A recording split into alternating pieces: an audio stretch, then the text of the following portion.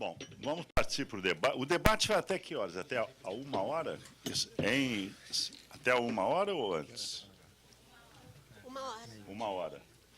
Vamos tentar, talvez, coletar 5 perguntas de cada vez, 5, 6 perguntas de cada vez para a mesa. Aí a mesa fazemos uma leva de perguntas, uma leva de respostas, e aí vamos andando. Então, eu acho que a palavra está com os senhores e senhoras. Eu acho, por exemplo, um tema totalmente ausente do debate, que os economistas omitiram da história, a questão da renda fundiária.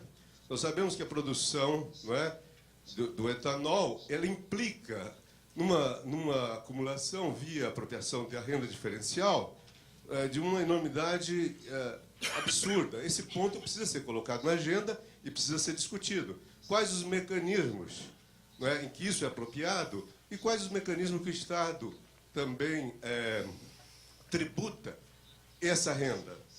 Bom, então, para não me alongar, eu queria rapidamente dizer o seguinte, que eu acredito que boa parte dessa renda diferencial, que o segundo orador falou, por exemplo, que há um tempo atrás a agricultura produzia 90% da energia. Isso é verdade.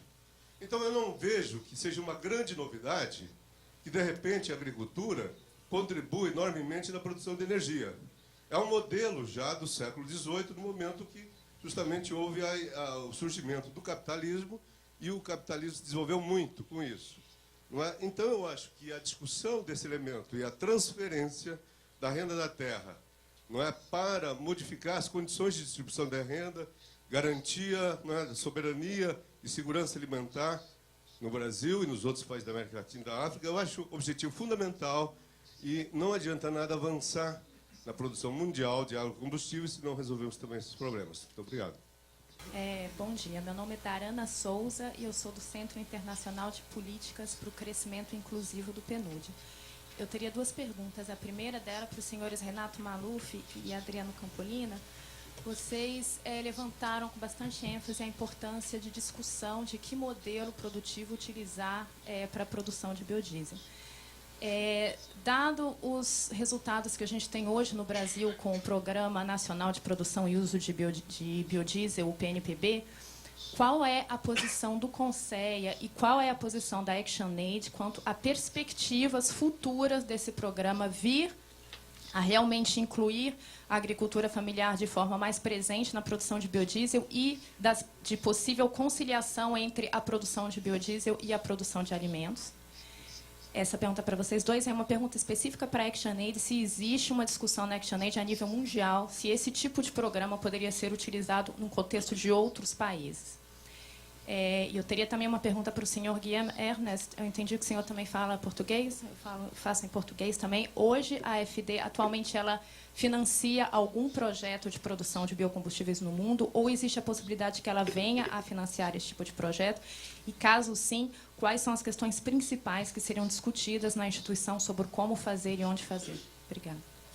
Bom dia, meu nome é Jorge Flexo, sou professor e minha pergunta também vão para o Renato e Adriano, um pouco para pensar como eles abordam a questão da segurança alimentar e para me esclarecer, porque, pelo menos assim, no mínimo no exemplo do Renato, é uma questão muito relacionada ao mundo rural, vamos dizer. E tudo bem que a gente pode pensar que boa parte dos inseguros alimentares vive no mundo rural, e aí pode ser essa a relação.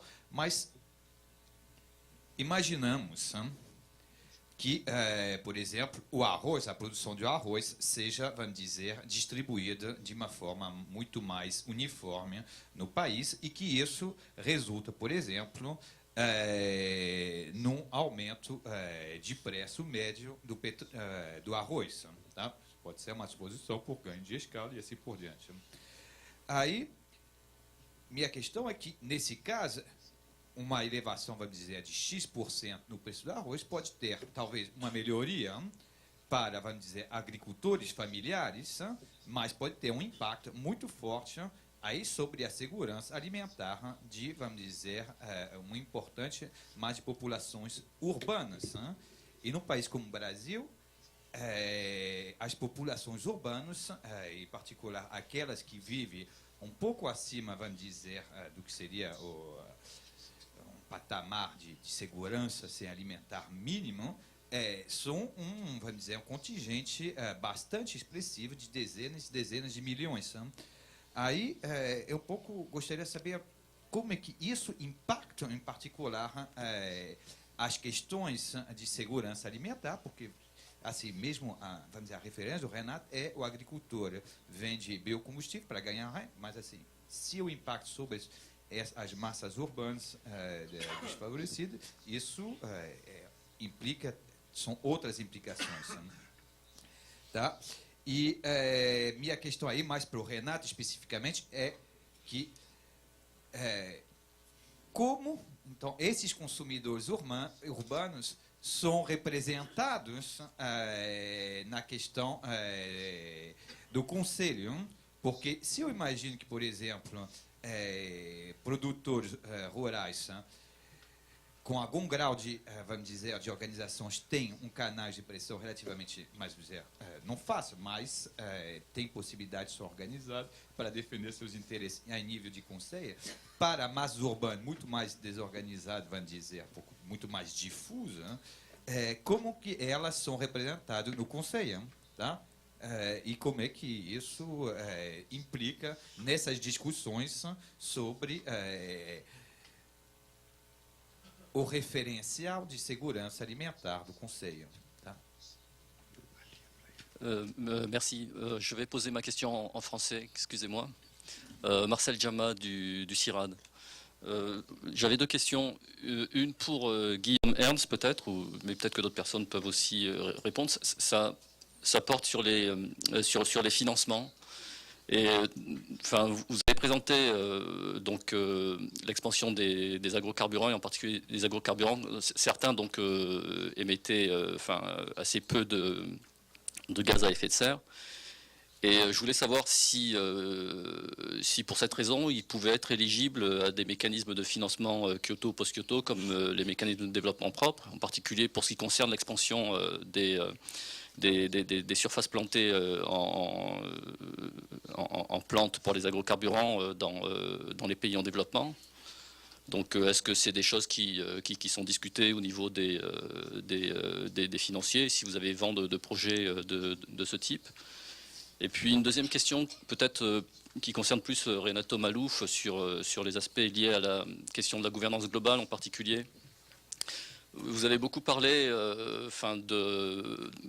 des discussions qu'il pouvait y avoir dans des instances internationales comme la FAO ou comme l'OMC, par exemple. Sur les questions de régulation internationale, il y a aussi des initiatives privées qui se développent et qui tentent d'ailleurs, en gros, à contourner ces forums autour de la production de commodities durables. Et là, en l'occurrence, sur les biodiesels, donc il y a la Roundtable on Sustainable Biofuel, qui associe des partenariats privés pour l'essentiel, des ONG et des industriels. Je voulais savoir si des industriels brésiliens participaient à ces initiatives et s'il y avait un débat autour de l'intérêt de ces mécanismes de régulation privés dans le cercle des agrocarburants ici au Brésil. Merci. Eu sou Marilda Menezes, da Universidade Federal de Campina Grande. Eu notei que nas várias exposições se tocou na questão da importância dos subsídios, né, para a expansão, pelo menos, da cana. Isso me faz lembrar um programa muito importante da década de 70, o Proálcool, né, de 1975 a 86. Então, eu queria perguntar a todos, quem tivesse dados e tal, em que medida nós podemos discutir essa questão dos subsídios, né, e repensar o que ocorreu com o Proálcool, né? Pelo menos do ponto de vista dos investimentos do Proálcool no Nordeste, né, com a finalização do Proálcool, o que observamos foi uma quebra grande das usinas, né, que não podiam mais subsistir sem os subsídios. Então, talvez a experiência do Proálcool nos permita perguntar hoje o que aconteceria se os subsídios fossem retirados, né, dessa expansão, aí, todos os números indicando, da cana no Brasil, particularmente concentrada em São Paulo. Né? Então, me preocupa muito essa questão dos subsídios. Se trata, de fato, de uma expansão ancorada, conduzida, dependente dos subsídios, né? Ou, enfim, essa questão dos subsídios me preocupa fortemente, refletindo justamente sobre o desastre que foi, né, a expansão da cana-de-açúcar. Eu falo aqui particularmente do caso que eu conheço um pouco, que é nos casos da Paraíba e de Pernambuco, né, em virtude de um programa induzido que foi o PROALCO. Meu nome é Myron Lima, eu sou do Instituto de Estudos Ambientais da Universidade Livre de Amsterdã, fazendo meu doutorado na área. Primeiro, eu queria seguir um pouco o rastro da pergunta do Michel, que falou um pouco dos mecanismos de governança privada nessa área, e ele perguntou da participação das indústrias brasileiras nisso. Eu queria acrescentar a participação também dos movimentos sociais brasileiros, porque, pelo que me parece, há muita presença da Única, da Petrobras, que tem uma certa agenda que eu acho que é um pouco diferente da agenda das ONGs. Eu queria saber também se essa agenda das ONGs está sendo discutida na governança internacional dessa área. E uma pergunta um pouco, após a apresentação do senhor Adriano Campolino e do professor Renato, que falaram que as metas de produção dos biocombustíveis muitas vezes vêm desacompanhadas de uma seletividade de que tipo de biocombustível vai ser produzido, mas nisso a gente precisa acrescentar, por exemplo, os critérios que a União Europeia elaborou sob pressão da sociedade no ano passado para selecionar que biocombustíveis eles vão rejeitar. Só que nisso foi um processo unilateral, em que eles não discutiram com os países produtores quais os critérios que seriam adotados. E eu acho que talvez isso seja importante do ponto de vista da governança global, que o professor Maluf levantou no final das contas. E eu queria saber como que o Brasil pode entrar nisso aí para que a gente transformasse isso de uma governança unilateral da Europa para uma preocupação que fosse também com a participação do Brasil e de outros países do terceiro mundo. Obrigado.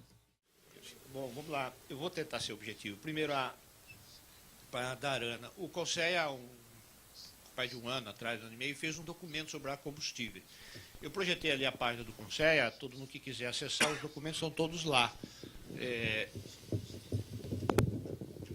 Dizem que costumam ser documentos de boa qualidade, então talvez valha a pena ler.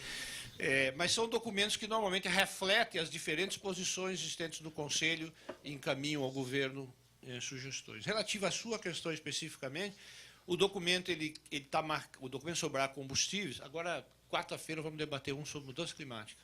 Então, o documento sobre a combustível ele faz um apanhado geral bastante crítico e preocupado com o tema, não é?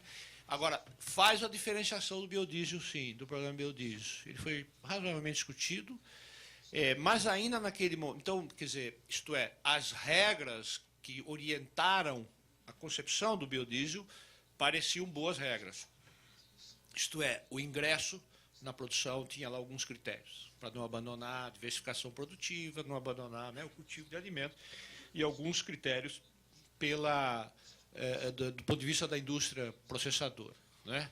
Nós não tínhamos ainda conhecimento, que viemos a ter depois, da avaliação posterior do biocombustível, que não é boa, desses vários pontos de vista. É uma boa concepção, é um programa propriamente. Etanol não é um programa, etanol é o governo correndo atrás de regular uma dinâmica privada poderosíssima que vem lá dos anos 70, como falou Marilda, né?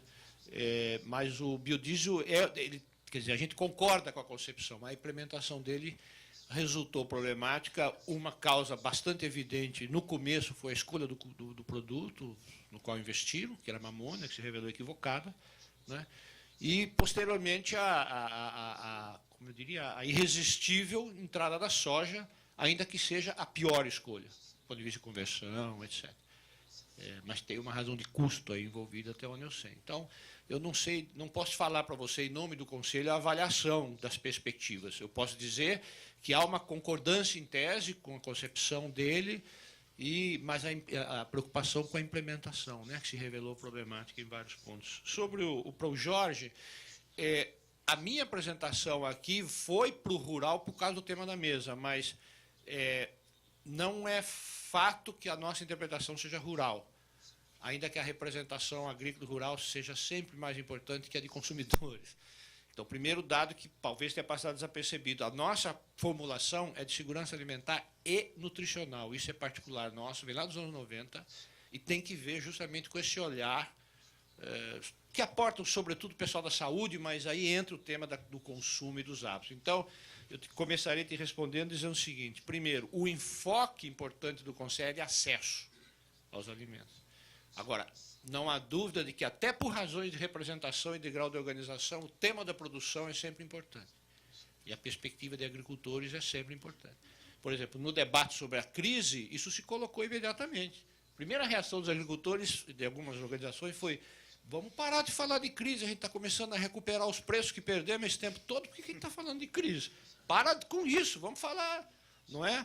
Então, não é... Bom, e aí não é o presidente do Conselho, é o Renato falando, porque é uma coisa mais acadêmica, digamos, mais de pesquisa. Esta é uma tensão absolutamente incontornável. A tensão entre a renda do agricultor e a condição do consumidor, isso é incontornável. Isso é um dado de realidade que tem que ser trabalhado, com regulação, etc.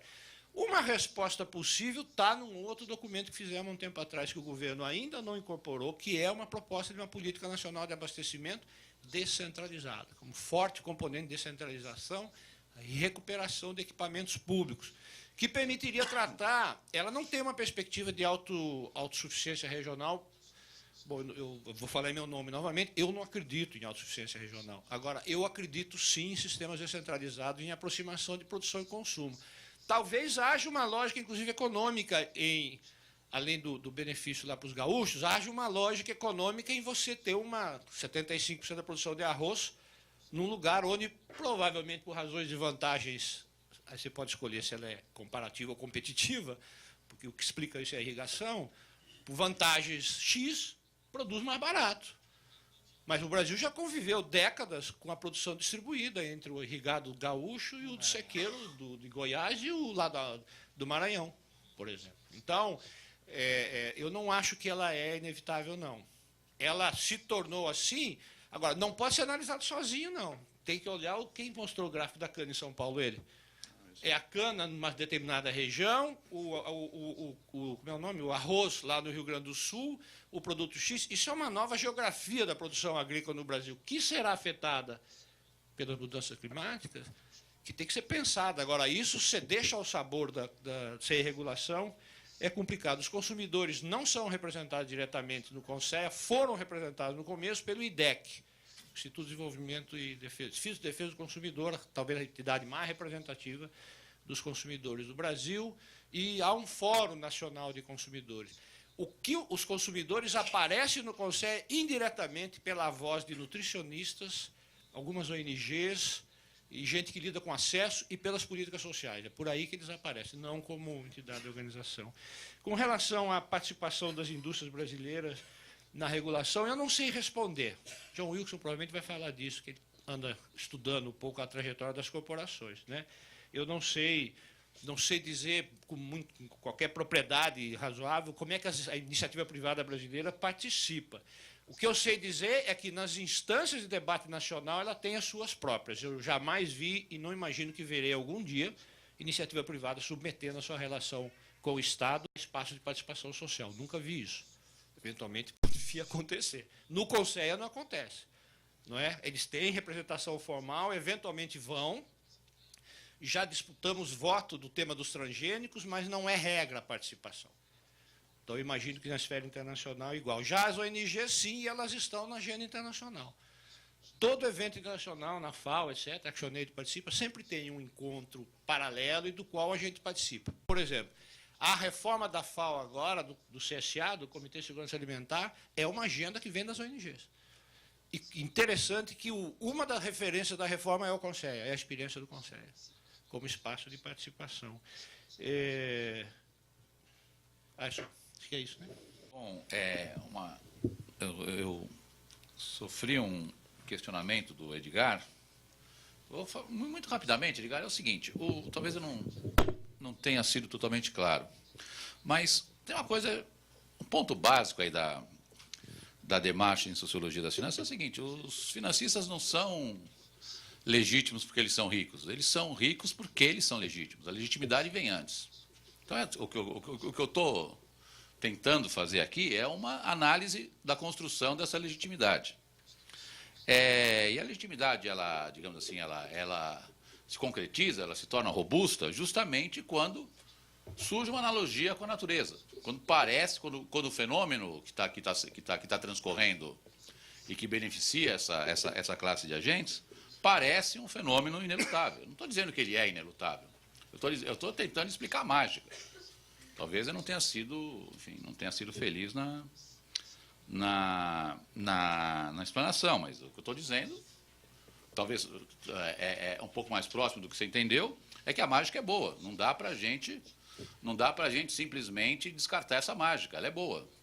Ainda que a gente não goste dela, não goste de quem... Como eu falei para vocês, eu estou expondo o ponto de vista do bandido sem ser o bandido. Ok? Ainda que às vezes seja difícil, né? Não adianta, né? O ator que faz o mal na novela sempre apanha na rua, né?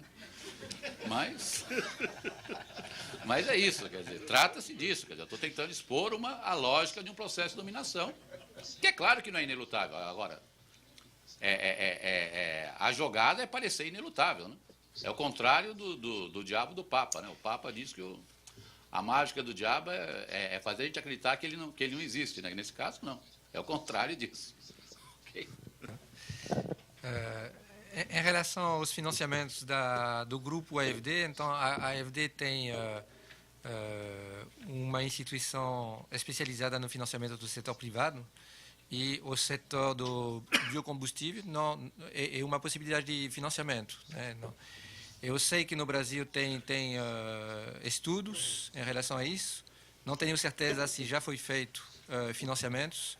Eu sei que eles estudam, em particular, os critérios que foram expostos, né, em relação à legitimidade, tanto a nível social como ambiental, né, desses possíveis investimentos, como também todos os critérios financeiros clássicos, né, de risco, rentabilidade.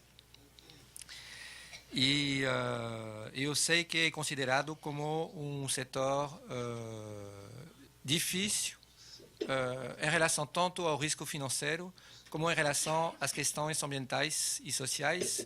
E, em particular, tem um aspecto que é muito difícil de lidar, que é o impacto indireto de um financiamento. Então, por exemplo, normalmente não se financia novos projetos. Só se financia, até esse ponto, né, projetos já existentes, né? Agora, há quanto tempo já existente, isso não poderia responder, porque eu não estou diretamente implicado nesse tipo de financiamento. Em relação à AFD, essa vez, essa era mais em relação ao financiamento do setor privado, né? Em relação à AFD, tem um grande interesse em relação aos projetos que poderiam compatibilizar a agricultura familiar a nível de comunidades, por exemplo, na África, em relação à utilização do biocombustível para serviços como produção de eletricidade local, né? Mas são projetos também muito difíceis. Mas nós normalmente vamos organizar uma chamada, mas para financiamentos muito pequenos em relação a esse tipo de projeto de produção de agrocombustível a nível local para utilização local. Então, essa era a primeira pergunta. Em relação aos financiamentos elegíveis para os projetos MDL, eu não tenho de cabeça assim, mas eu acho que existem. Para poder existir, precisa de ter uma metodologia aceita, né, pelo Conselho do MDL. Eu acho que já existe metodologias em relação à produção de biocombustíveis e já tenho quase certeza que já tem projetos que se beneficiaram de créditos carbonos do MDL em relação à produção de biocombustível, né? De bioenergia tem certeza absoluta, mas de biocombustível eu acho que existe também. Algumas perguntas. Acho que a primeira, em relação ao Programa Nacional do Biodiesel, A gente aqui no Brasil, basicamente, o nosso relacionamento com o programa é a partir da nossa relação com as entidades dos movimentos sociais, particularmente MST, FETRAF e CONTAG. A partir dessa relação que tem dentro de um grupo, tem uma espécie de tentativa de coordenação da posição das organizações que começou numa articulação com comércios, ONGs e os movimentos, mas que acabou se extrapolando para algumas outras áreas, dentre elas essa. Então, a gente apoia o programa, não necessariamente como ele é, mas, como disse o Renato, apoia o princípio dessa produção, de alguns dos princípios, mas um apoio bastante crítico também, porque teve um bocado de coisa que deu errado. Não foi só a mamona, teve um punhado de trem que não funcionou, a forma de repasse e de compra de material para as empresas, teve um conjunto de dificuldades no Brasil que eu acho que a partir de uma intencionalidade de consertar e de colocar num caminho que de fato volte ao que era a intenção inicial do programa, dentro dessa perspectiva a gente apoia junto com os movimentos sociais, um ponto de apoio crítico a partir da perspectiva de como que os movimentos, os agricultores familiares e sua representação política experimentam o programa, lá na base. E é cheio de contradição isso, porque aí você tem, muitas vezes, a posição da liderança vai para um caminho, mas aí a base daquela liderança está produzindo biodiesel, tem alguns até produzindo etanol, enfim. Então é uma situação mais ou menos delicada, mas a gente faz isso a partir da concertação e da conversa com as representações da agricultura familiar. Já internacionalmente é um debate difícil, quer dizer, a gente não tem uma posição como ONG contra biodiesel em si. Agora, o que eu posso dizer é que na relação nos países que a gente trabalha, a gente está hoje com programas de desenvolvimento rural em 40 países. Nenhuma comunidade bateu as portas da ActionAid ou de outras ONGs que eu saiba, dizendo, pelo amor de Deus, queremos biodiesel. Nós temos que dar um pouco de proporção, quer dizer, o cenário do desenvolvimento rural, hoje em dia, é um cenário de terra arrasada. Foram 30 anos de destruição de qualquer existência de extensão rural, de mecanismos de apoio à produção, de crédito. O que nós temos no Brasil, que teve toda a luta do PRONAF, tem o PAA, tem toda uma institucionalidade, isso é uma exceção.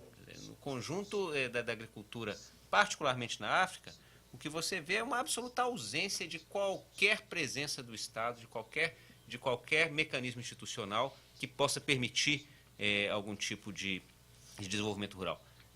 É literalmente terra arrasada. Eu estava vendo os dados da ajuda, mesmo a ajuda oficial, ela decaiu.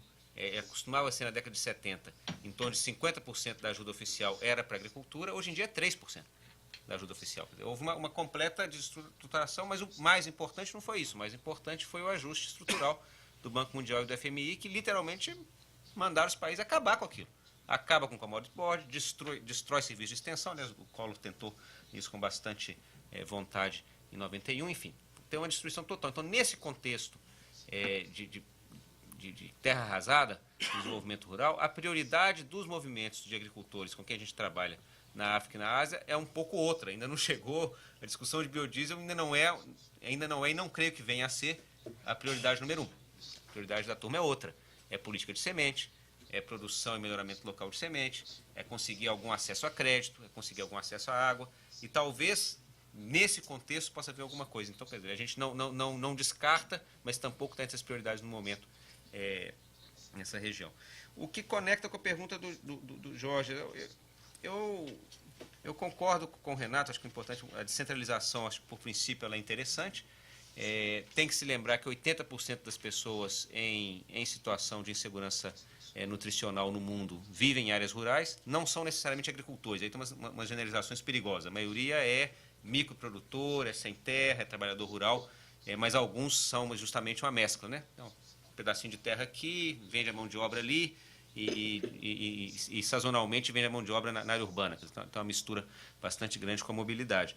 Mas, ainda considerando isso, eu acho que é importante também nisso analisar um pouco. Eu não tenho muito dados do arroz, que não quero me meter onde eu não conheço, mas eu tenho a impressão que a própria desestruturação do arroz do Maranhão, do Goiás, e o fortalecimento do arroz no Rio Grande do Sul tem uma lógica para além da lógica do mercado simplesmente de custo de produção. Acho que tem uma lógica aí de qual foi a desestruturação da capacidade produtiva em outros lugares. Então, acho que a descentralização, para mim, ela é possível acoplada a um processo de investimento forte em segurança alimentar, em produção e em acesso. Eu acho que ela não é... Enfim, acho que ela dá para caminhar por aí. Em relação à questão dos subsídios na Europa e quais seriam as consequências se eles fossem retirados, eu acho que, primeiro, eu não sei se eu vou entrar numa seara que eu também não tenho muita certeza de números comigo, mas eu tenho a impressão que no Brasil também o subsídio é considerável a cana. Você tem uma meta, né, o Brasil tem um mercado artificial criado por lei de mistura de combustível, então você tem um mercado assegurado. Não sei qual é o nível de endividamento atual dos produtores de cana-de-açúcar, mas certamente uma parte importante do crédito rural vai para a cana-de-açúcar.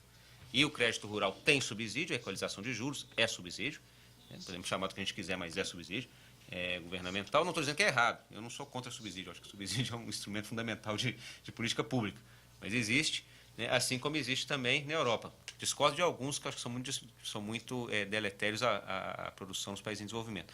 Agora, se sai o subsídio da Europa, você tem que primeiro perguntar qual subsídio que você está questionando. Se tira o subsídio na Europa, a impressão que eu tenho é que você teria uma pressão adicional para ampliar a produção no Brasil. Seria hoje o país mais competitivo para ocupar aquele mercado. Se você retira o subsídio europeu ou reduz a proteção tarifária na Europa ou nos Estados Unidos, imediatamente alguém vai querer suprir essa demanda e o Brasil teria uma condição, até pelo que foi falado sobre a lógica de organização das empresas, a capitalização das empresas, a entrada de capital pesado nisso aí, o Brasil teria condição no dia seguinte, para dar um exemplo, outro dia a gente estava na ActionAid, chegou o pessoal da British Petroleum, queriam bater um papo. Eu falei, tá bom, a gente conversa com todo mundo, né? Até com os mocinhos e com os bandidos. Vieram, o que é essa? Não, a gente está pensando em comprar 5 usinas no Brasil e queríamos saber se a ActionAid vai fazer campanha contra a gente. Provavelmente, lá em Londres, se tiver trabalho escravo na usina, vão dar o cacete em vocês, é parte da vida. Mas eu achei interessante a construção da legitimidade. Quer dizer, os caras, antes de fazer o investimento, vieram conversar com uma ONG que tem uma presença razoável na Inglaterra, onde é a sede deles, para saber qual que é o tamanho da paulada que iria vir ou não, porque não que a gente tenha capacidade de dar muita paulada, não, capacidade quase nenhuma. Mas do ponto de vista da construção da imagem pública deles era importante porque num esquema de dominação. Então, acho que, primeiro, isso subsídio na Europa, acho que aumentaria aqui. No Brasil, eu não sei se você reduz o mercado cativo do álcool e os subsídios que existem nos mecanismos de financiamento da produção de cana, eu não sei qual seria o nível de competitividade, se conseguiriam sobreviver ou não. Realmente não tenho essa informação. E, por último, em relação aos movimentos sociais e governança global, uma baita de uma presença, existe um mecanismo de coordenação, foi muita briga. O próprio conceito de soberania alimentar que o Renato enfatizou é um conceito que surge da participação dos movimentos sociais no acompanhamento da cúpula da alimentação em 1996. Ele surge, inclusive, com muita polêmica, com muita briga, e disso gerou um mecanismo de coordenação da posição das ONGs que procurou influenciar a reforma do Conselho de Segurança Alimentar, que passou com a posição próxima das ONGs, foi uma vitória importante, embora os Estados Unidos tentou vetar no último minuto, mas depois desistiu. Então tem uma construção de posição conjunta bastante razoável, dentro do possível, porque se dentro do Brasil os 3 principais movimentos da agricultura familiar quebram o cacete em várias posições, imagina quando você coloca nisso aí movimentos da África, Ásia, percepções bastante... Então, é um consenso bem geral, um consenso no que é possível, porque tem diferenças de posições razoáveis, mas tem uma participação grande.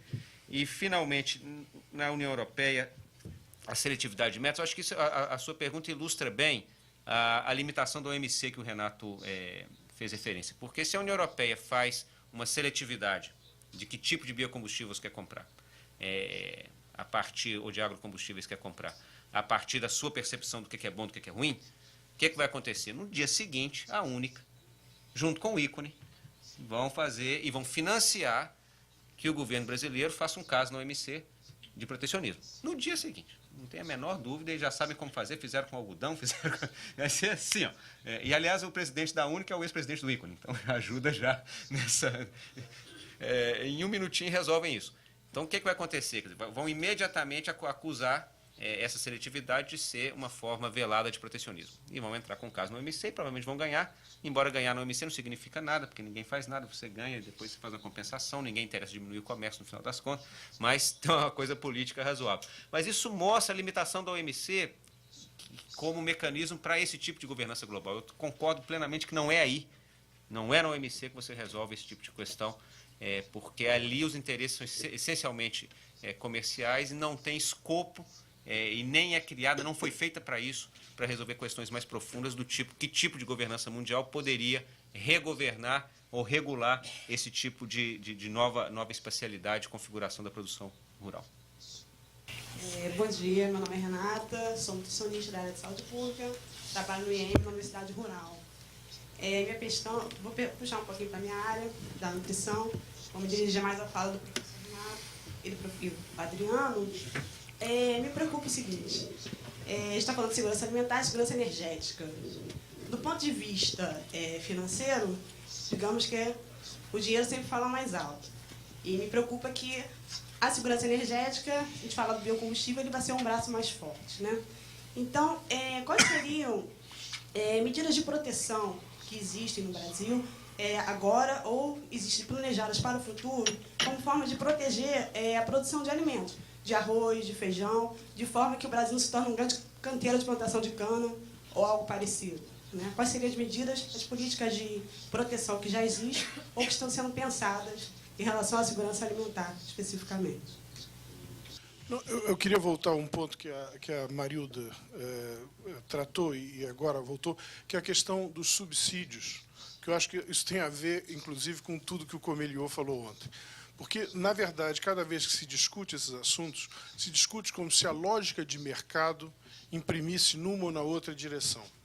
E a questão do subsídio é um pouco assim, todo mundo está de acordo que é o mercado que dirige tudo e vamos ver até quando a gente elimina os subsídios. Só que, para quem lidou, como qualquer um que lidou com pesquisa disso, por exemplo, é impossível de falar da agroindústria canavieira e da existência mesmo, e da distribuição espacial da agroindústria canavieira sem tocar na questão dos subsídios no Brasil, por exemplo. Eu, uma vez tinha... Bom, enfim, não vou nem entrar nisso, porque isso aí já é suficientemente publicado. E a mesma coisa existe na escala europeia e na escala americana. Então, me parece, inclusive, por isso que eu queria voltar um pouco a esse assunto, essa pode ser uma contribuição da academia ao debate público, que é a estimativa precisa da questão de qual é a inércia histórica que nós estamos aí.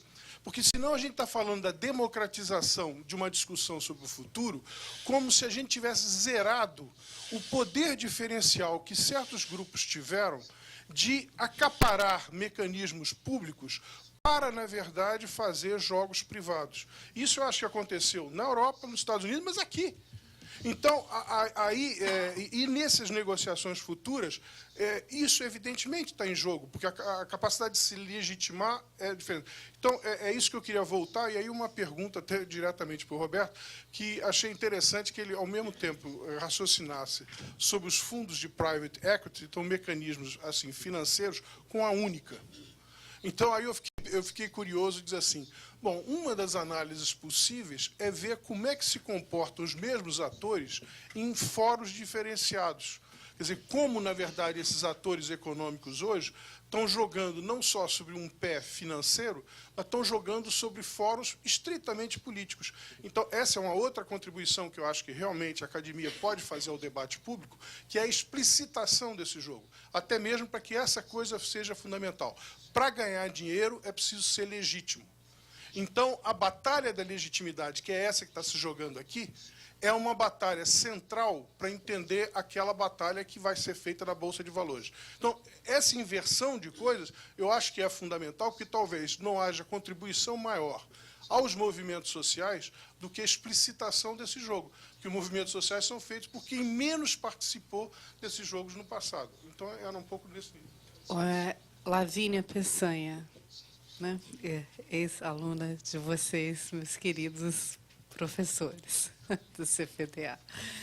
Bom, eu queria fazer a pergunta ao Renato e ao Adriano, porque o documento do CONSEA, que você se referiu sobre o caso do biocombustível, particularmente aquela questão da mamona, ele tem cerca de 1 ano, né? Não é isso? Particularmente no caso das questões técnicas ligadas aí às avaliações técnicas sobre produtividade, custo-benefício da mamona, os pesquisadores que estavam fazendo as análises técnicas, eles já indicavam, coisa de 5, 6 anos antes, de que a produtividade da mamona ela era muito baixa para a produção, e que também os problemas dos rejeitos, dos dejetos, digamos assim, né, não sou uma especialista, eram altamente tóxicos. E o que se fazer com isso, se a gente produzisse em larga escala, ia ser um problema ambiental muito grande. Então, já se tinha essa informação no Brasil há muito tempo. Então, eles já indicavam que era um grande equívoco usar a mamona como política pública para a produção de biocombustível. Então, eu queria saber se vocês, no Conselho, né, de uma vez que já estavam perto vamos dizer, dentro do campo da política pública no Brasil, tinham acesso a essa informação, e se o Adriano também, por sua vez, né, como um membro de uma instituição tão importante, né, no campo das ONGs, tinham acesso a essa informação e tem alguma coisa a dizer a respeito. É uma pergunta absolutamente pontual. Jean-Guillaume Bretenou, l'ambassade de France à Brasilia. Vou tentar falar em português agora. Primeira coisa é responder e fazer de novo a pergunta que foi feita sobre a determinação dos critérios de sustentabilidade dos combustíveis na Europa. A primeira coisa que eu quero dizer é que talvez seja possível dizer que é uma iniciativa unilateral da Europa, mas ao mesmo tempo sabemos que agora não é realmente, na minha opinião, não é realmente possível determinar esses critérios a um nível multilateral, porque alguns países não querem desses critérios. Acho que primeiro são os Estados Unidos que não querem discutir desse tipo de critérios. Ou seja, o que vamos fazer então? Vamos esperar que o multilateralismo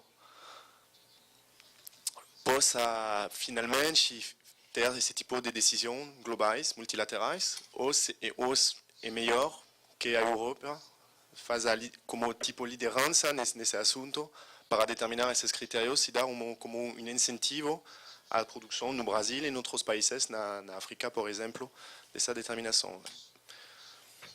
Não quero ser assim o bandido europeu, mas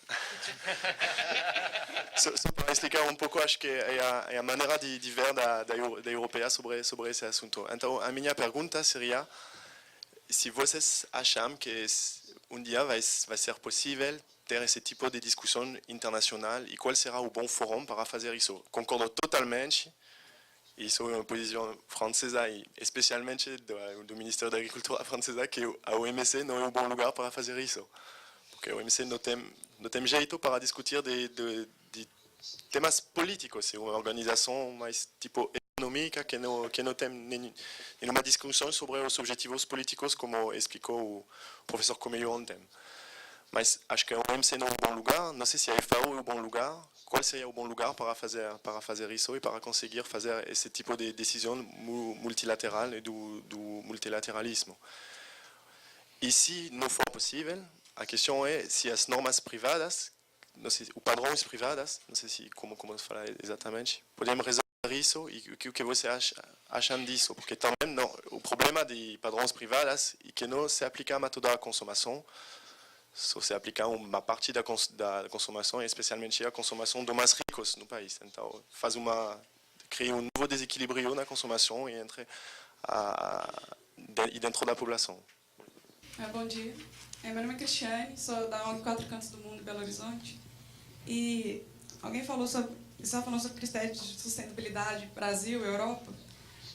Hoje, a União Europeia ela tem alguns critérios, por exemplo, tem o protocolo Kramer, que foi aprovado. É praticamente mais o governo holandês que trabalha mais, e vai muito com a questão que ele colocou sobre a sustentabilidade. Hoje a gente está caminhando muito para o critério de certificação do etanol, dos biocombustíveis. Hoje a gente tem a Mesa Redonda Internacional de Biocombustíveis e a participação das organizações brasileiras. A gente tem duas, que é a Quatro Cantos do Mundo e a Amigos da Terra Amazônia Brasileira. E na Mesa Redonda de Soja a gente tem o CI, que é o Centro... CP. é da Mato Grosso.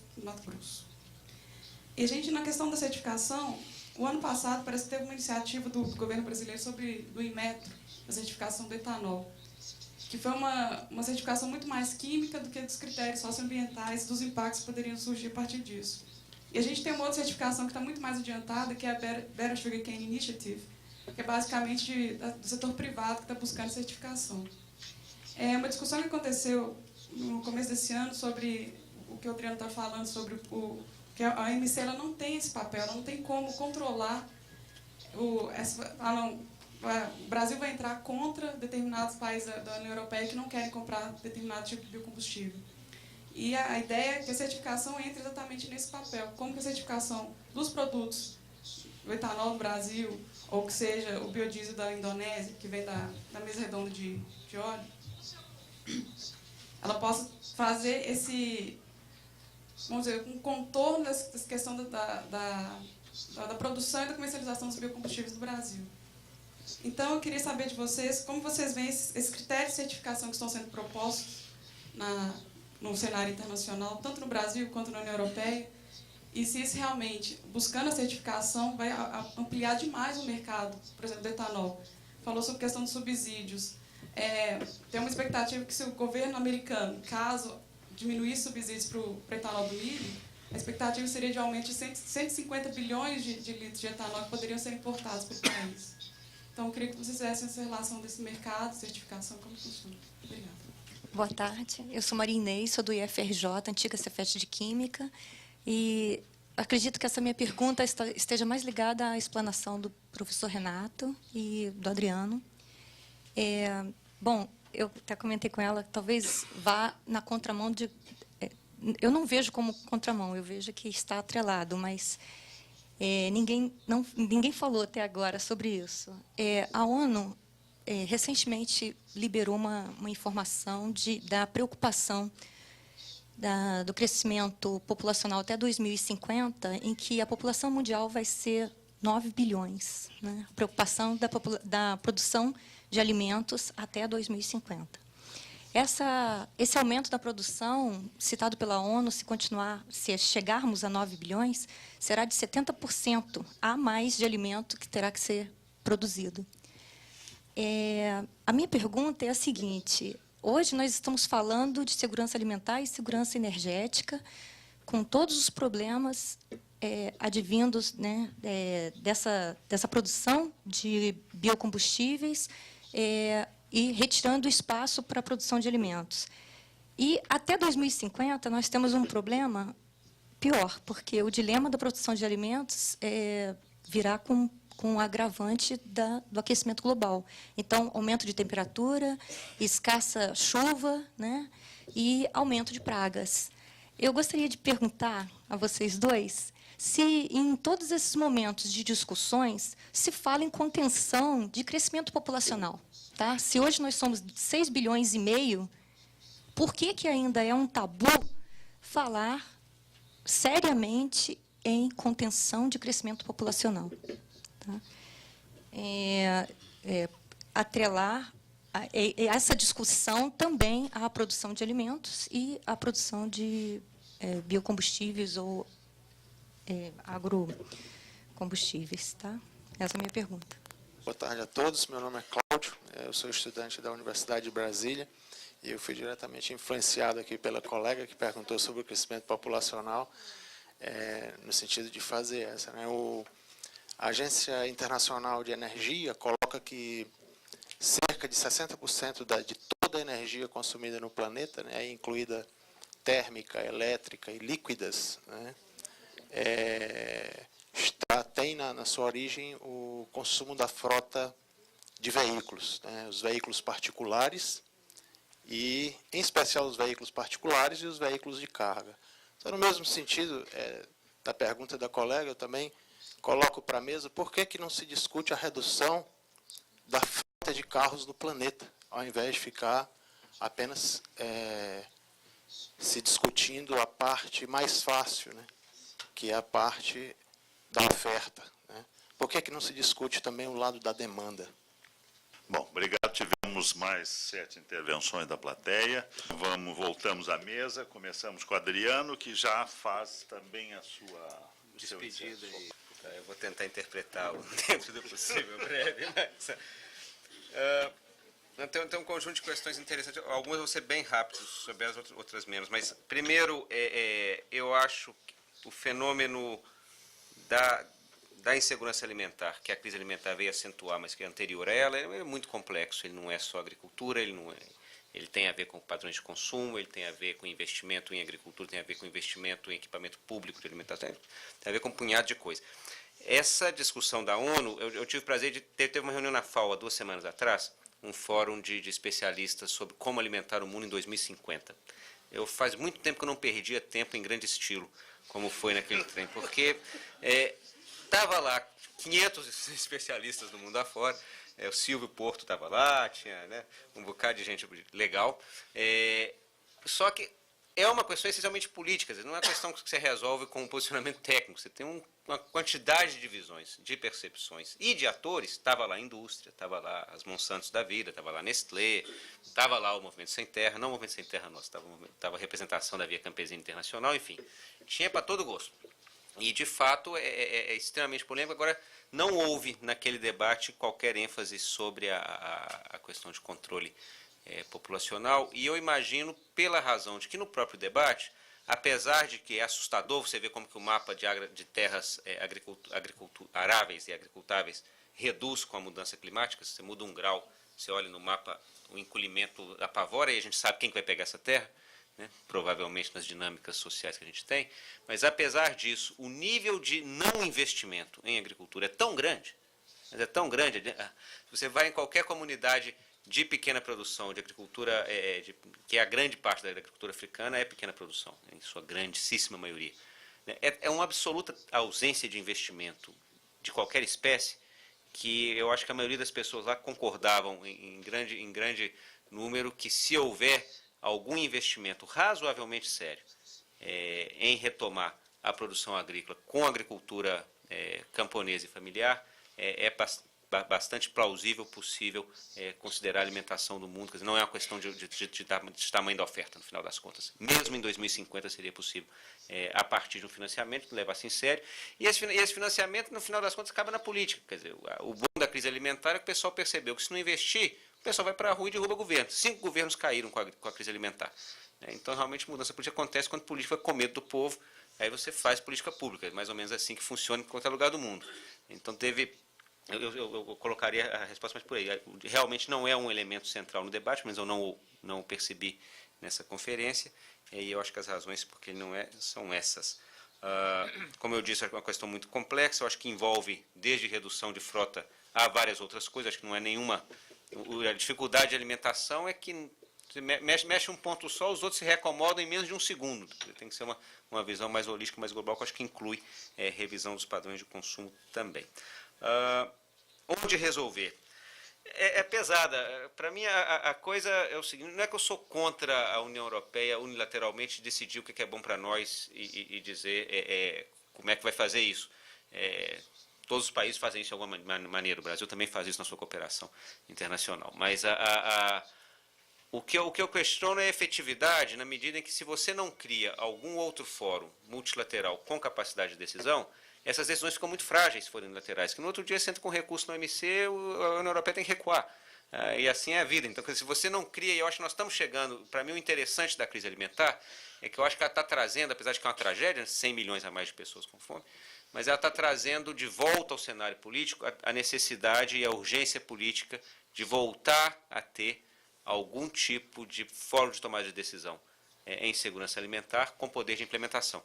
A reforma do Conselho de Segurança Alimentar levou anos, e ela saiu semana passada exatamente porque volta. Eu tenho confiança de que talvez nesse caminho da reforma do Conselho de Segurança Alimentar, que é multilateral e que envolve um conjunto de outras agências da ONU, você começa a encontrar um caminho multilateral de tomada de decisão.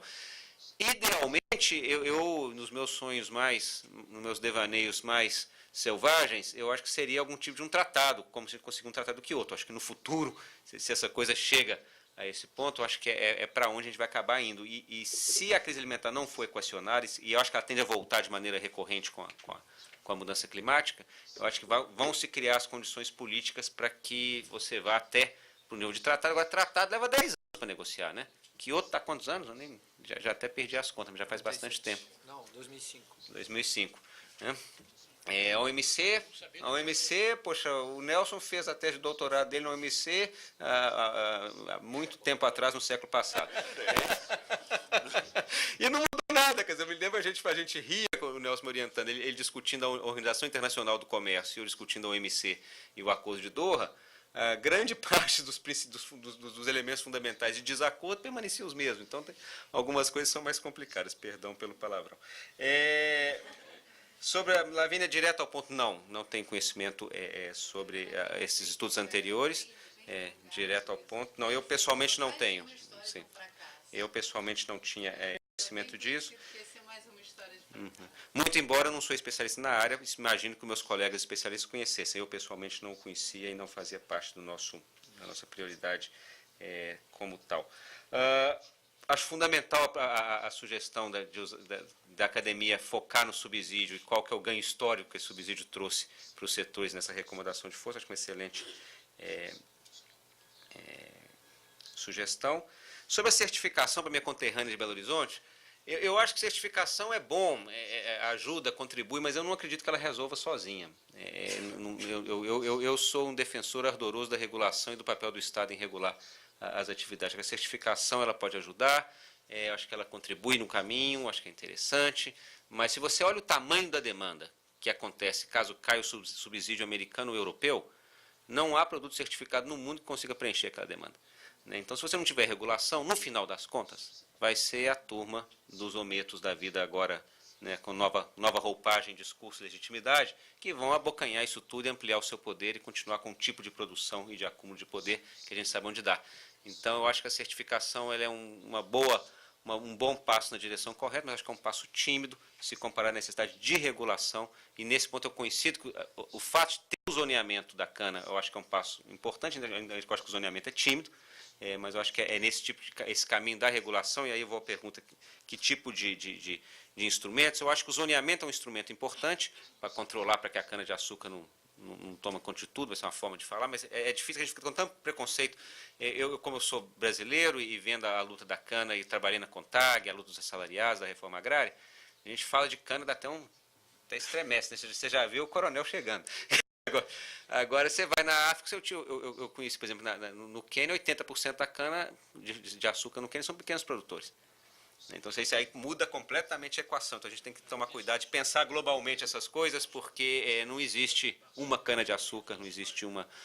mas, enfim, eu acho que o zoneamento é uma. Agora, eu acho que o fundamental mesmo para regular isso, para além do zoneamento e da legislação ambiental, social, quer dizer, só se você levar em conta a legislação ambiental, trabalhista e social, acho que já é outro passo importante, que ela continua sendo desrespeitada em grande medida, mas eu acho que tem que mexer no financiamento.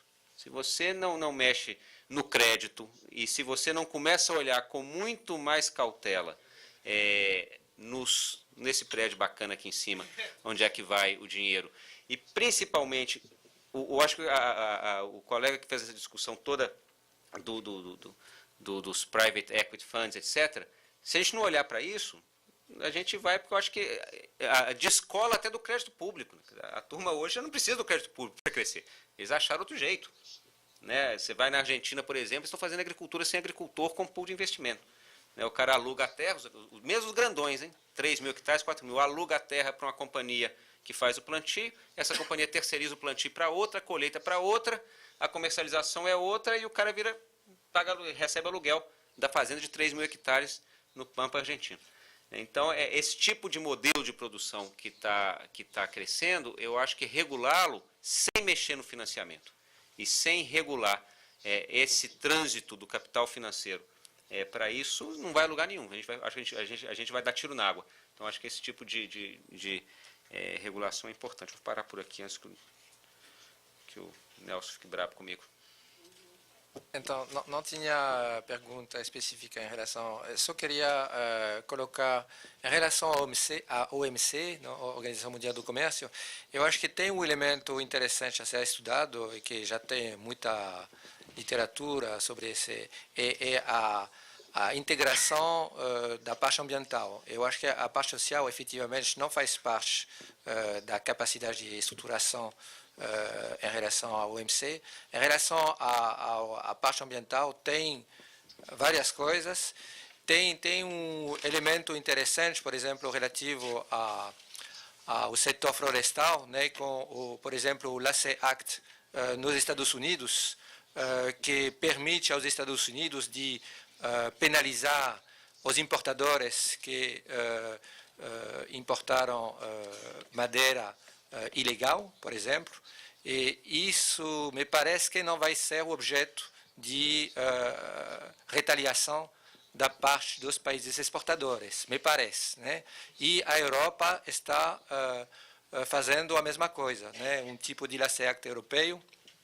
Então, quer dizer que, em relação a alguns produtos, já se começa a ter condições, critérios ambientais. Eu acho que isso pode acontecer também na parte de etanol. E, na realidade, eu acho que o Brasil não se posiciona contra isso. Faz parte de uma negociação entre o Brasil e a Europa, o Brasil e os Estados Unidos, de integrar esses critérios, e certamente vai ter uma negociação entre Brasil e Europa relativo a esses critérios, né? Me parece que é a orientação que está sendo se estruturando agora. Então, queria também agradecer, né, tanto os organizadores da mesa, os organizadores do evento e na minha participação. Muito obrigado. Obrigado. Roberto. Muito rapidamente. Enfim, o Fernando me lembra essa história do... Tem entre os gestores dos fundos de private equity e a Única, por exemplo, né? E essa associação que congrega o setor talvez mais dinâmico do complexo sucroalcooleiro. Bom, o que você tem aí, você tem uma multiposicionalidade, né? Você tem muitos atores que estão simultaneamente em posições na Única e em fundos de private equity, pelo menos uma meia dúzia muito importantes. E o que é interessante disso, aos meus olhos, quer dizer, isso nos coloca diante de uma figura que é típica da chamada financiarização, que são esses intermediários entre dois setores ou entre dois mundos que organizam justamente essa interface, né, e que são produtores dessa legitimação geral, que um legitima o outro, né, esse processo mais amplo do que o anterior de legitimação cruzada, digamos, né.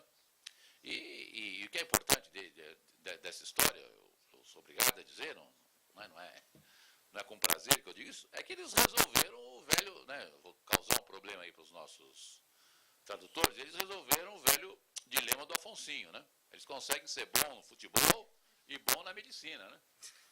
Ao contrário, né, daquele jogador de futebol dos anos 70, né, que os mais velhos se lembram. Ok? Quer dizer, essa intermediação é eficiente, ela é legítima, ao contrário, né, de outros processos que a gente, né, que viravam risíveis, né, quando a gente era mais jovem, né?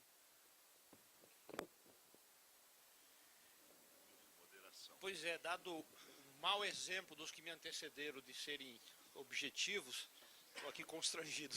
E obrigado a ser também. Rapidamente, Renato, o Brasil tem importantes instrumentos e poderosos instrumentos, nem tanto de proteção, mas de promoção da produção de alimentos, incluindo a familiar.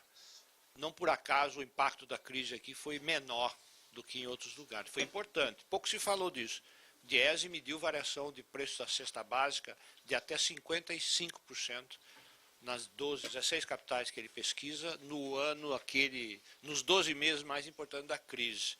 Então, foi significativa, mas muito menor do que poderia ter sido, e todo mundo está de acordo que a razão é a importância da produção doméstica de alimentos, que vai todo na direção contrária do discurso convencional, incluindo a familiar, cuja importância os novos dados do censo estão mostrando, ainda que seja preciso entender melhor o que é que aconteceu. A verdade é que nem caiu o número de estabelecimentos, nem precisa ver se foi fracionamento, o que foi. A questão é mais que produção de alimento nós estamos falando, e nem tanto do volume. Segundo, Marinês, eu acho que não se fala de crescimento populacional, na minha opinião, sendo bastante franco, por causa da má memória que temos sobre o crescimento populacional. Controle populacional sempre foi usado para criminalizar e responsabilizar pobre, pela sua condição de pobre. Acho que essa, para mim, é a principal razão do tabu. Nem sei se é só tabu, não. Há razões muito objetivas do mau uso. Isso quer dizer que não tem, na questão populacional, tem sim. Agora, acho que a resposta, até onde eu sou capaz de dizer algo, não é tanto de controle populacional. Acho que a resposta são pelo menos duas, porque senão a gente vai voltar na hipótese malthusiana. E a gente está sempre namorando com ela, né? Bate e volta, ela vem, volta, vem e volta.